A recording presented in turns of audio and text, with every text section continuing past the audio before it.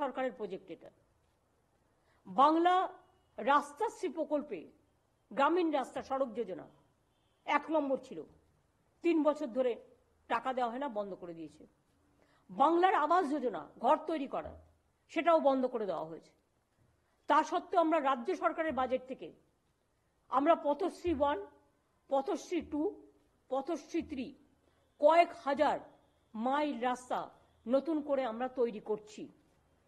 এছাড়াও এটা মনে রাখবেন, 11 লক্ষ বাড়ি যারা খুব জেনুইন, সত্যি গরিব, অনেক রিভিউ করে 157টা টিম পাঠিয়ে কেন্দ্রীয় সরকার এটাকে ক্লিয়ার করেছিল জেনুইন কেস বলে। তাদের কাছে চিঠিও চলে গিয়েছিল, কিন্তু আজ পর্যন্ত সে টাকা তারা পায়নি। আমরা বাজেটে প্রভিশন রেখেছি, আমরা 1 মাস অপেক্ষা করব, তার মধ্যে কেন্দ্রীয় সরকার যদি টাকা ছাড়ে ওয়েল অ্যান্ড গুড, আর যদি না ছাড়ে তাহলে 1 মে থেকে আমরা এই 11 লক্ষ বাড়ির টাকা আমরা ছাড়ব।